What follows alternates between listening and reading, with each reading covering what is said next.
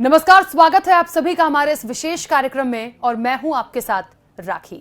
एक साल परिवार में। जी हां, मध्य प्रदेश के सियासी इतिहास की यदि बात की जाए तो साल 2020 के 11 मार्च का वो दिन जिसने मध्य प्रदेश की सियासत को एक नई दिशा दी। वो दिन था कमलनाथ सरकार के तख्ता पलट की स्क्रिप्ट का, जब ऐसी शख्सियत ने जनता के हितों की परवाह की, जन कल्याण और वादों पर खरा उतरने की बात कही तो न सिर्फ उनको दरकिनार किया गया बल्कि अपनों ने ही उनकी नहीं सुनी। ज्योतिरादित्य सिंधिया, जिसने अपनी दम पर कांग्रेस की सत्ता में वापसी कराई और जब लगा कि सरकार जन अपेक्षाओं पर खरी नहीं उतर रही तो एक ऐसा फैसला लेना पड़ा जिसने मध्य प्रदेश की सियासत में भूचाल ला दिया। हम बात कर रहे हैं ज्योतिरादित्य सिंधिया के बीजेपी में आने की। एक साल पहले 11 मार्च 2020 को ही सिंधिया बीजेपी में आए थे और ये तारीख मध्य प्रदेश की सियासत में इतिहास बन गई। इसी पर देखिए हमारी ये खास रिपोर्ट। जब उस सिंधिया परिवार को ललकारा जाता है तो सिंधिया परिवार चुप नहीं रहता।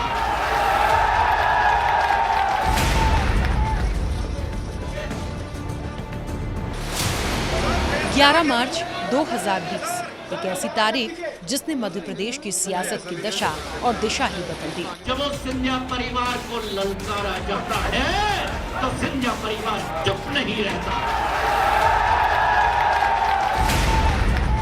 जहाँ जीवन में एक नई परिकल्पना, एक नया मोड़ का सामना करके एक निर्णय मैंने लिया है। ये वही तारीख थी जब ग्वालियर राजघराने के चश्मो चिराग और मध्य प्रदेश की राजनीति के ध्रुव ज्योतिरादित्य सिंधिया ने कांग्रेस को अलविदा कर बीजेपी का दामन थामा।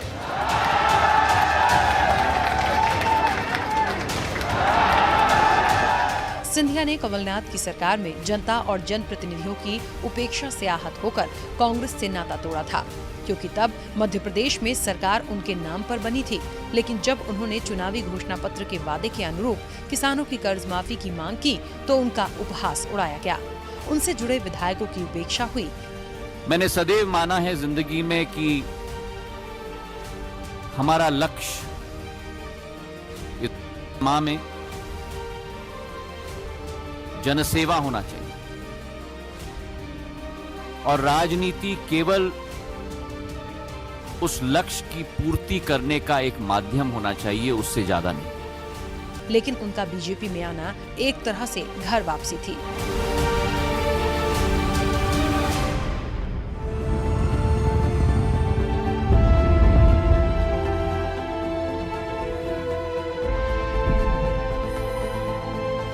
क्योंकि मध्य प्रदेश में आज बीजेपी का जो वट वृक्ष खड़ा है उसे उनके पूर्वजों ने ही सींचा था। ज्योतिरादित्य सिंधिया की दादी राजमाता विजयाराजे सिंधिया जनसंघ और बीजेपी दोनों की संस्थापक सदस्य रहीं, तो उनके पिता दिवंगत माधवराव सिंधिया ने भी राजनीति की शुरुआत जनसंघ से की थी। उनकी एक बुआ वसुंधरा राजे सिंधिया केंद्र में मंत्री, राजस्थान की मुख्यमंत्री, तो दूसरी यशोधरा राजे सिंधिया मध्य प्रदेश से सांसद और मंत्री रहीं। राजमाता विजयाराजे सिंधिया चाहती थीं कि उनका पूरा परिवार बीजेपी में ही रहे। ज्योतिरादित्य सिंधिया ने बीजेपी में आकर अपनी दादी का ये सपना पूरा कर दिया। यही वजह रही कि जब सिंधिया घर में बीजेपी में आए तो उनका स्वागत उसी अंदाज में हुआ जैसे सुबह का भूला शाम को घर वापस आया हो।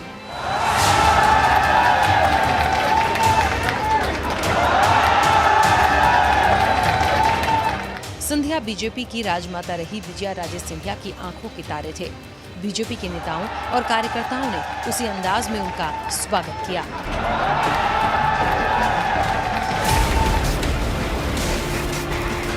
जब उस सिंधिया परिवार को ललकारा जाता है तो सिंधिया परिवार चुप नहीं रहता।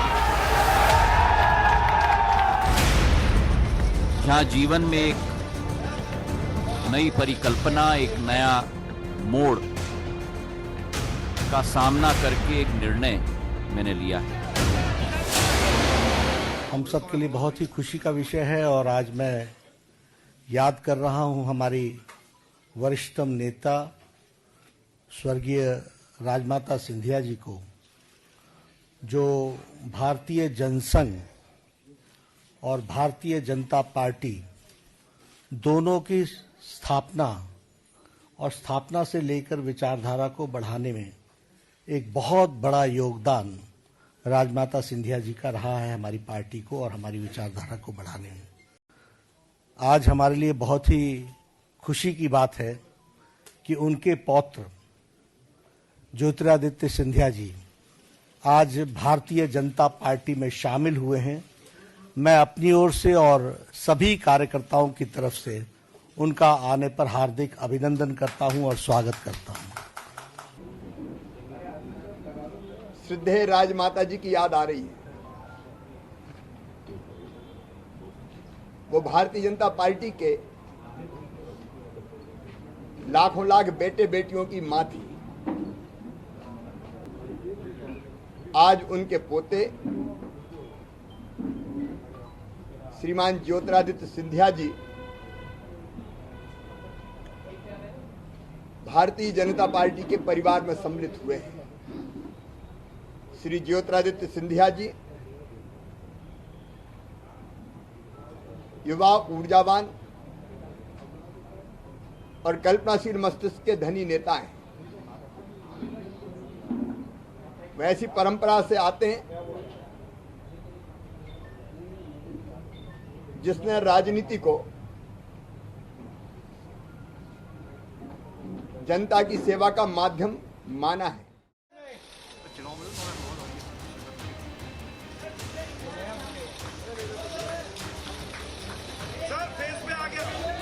क्या मुझे आपकी अनुमति है?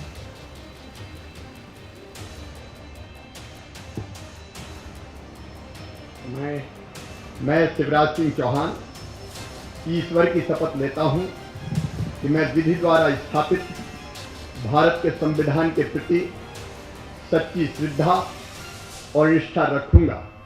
प्रश्न ये है अध्यक्ष सभापति महोदय, पूरे विश्व के लिए एक चुनौती कि ये जुबान बदलने की आदत हमें बंद करनी है, जिसमें हमने चट भी मेरा,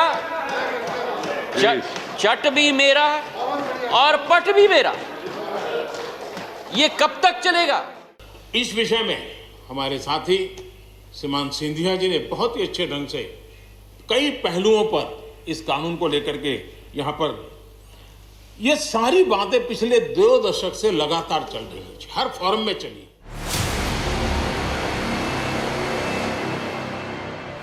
पार्टी की लीग से हटकर कश्मीर से धारा 370 हटाने के मसले पर मोदी सरकार का समर्थन किया था और तब उनके राजनीतिक विरोधियों तक ने उनकी तारीफ की थी।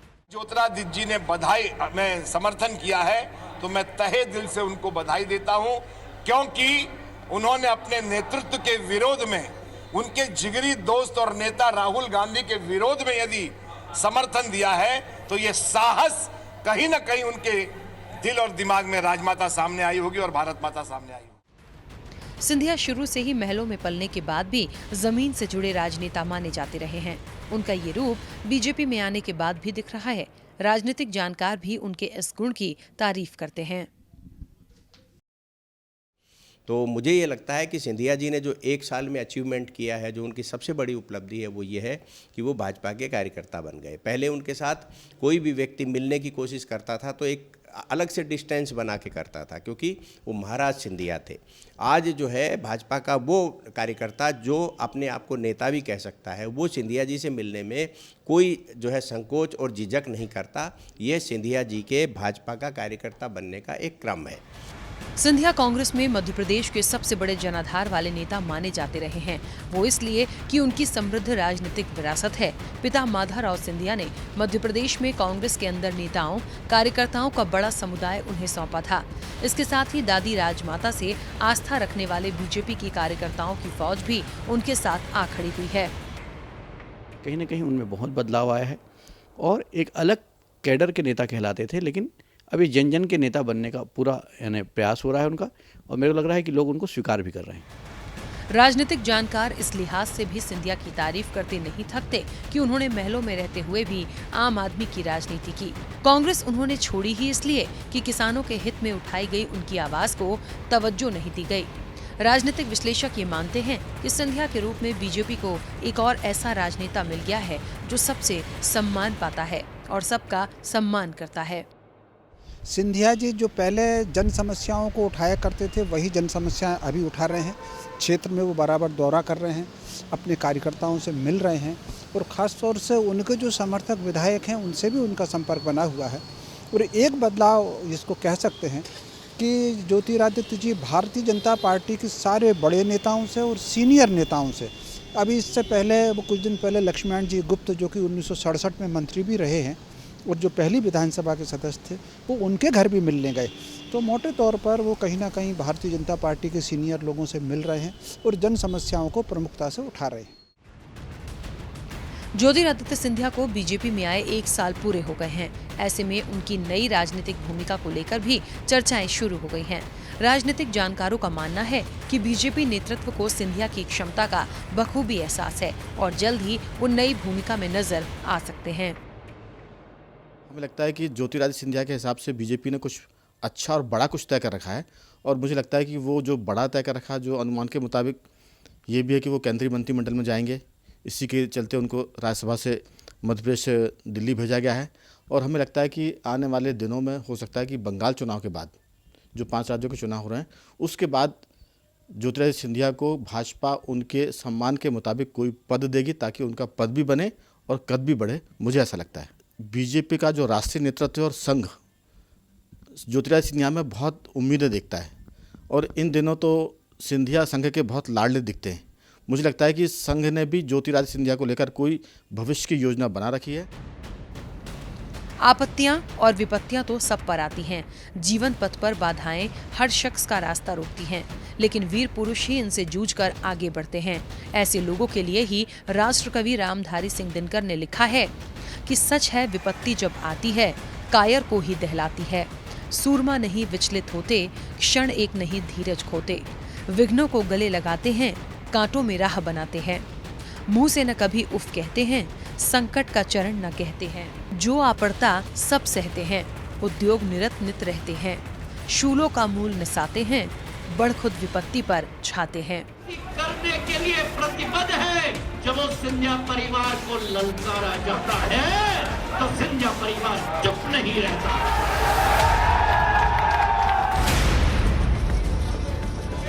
अगर ये कहें कि ये पंक्तियां ज्योतिरादित्य सिंधिया पर फिट बैठती हैं, तो कोई अतिशयोक्ति नहीं होगी।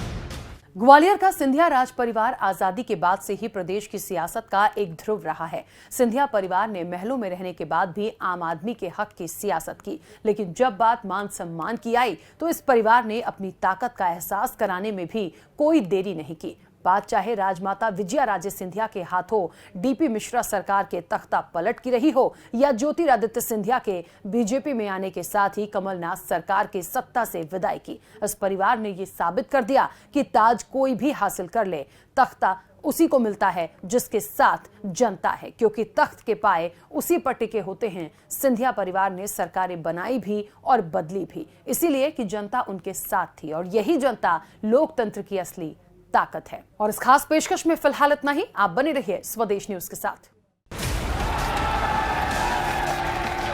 जब वो सिंधिया परिवार को ललकारा जाता है तो सिंधिया परिवार चुप नहीं रहता।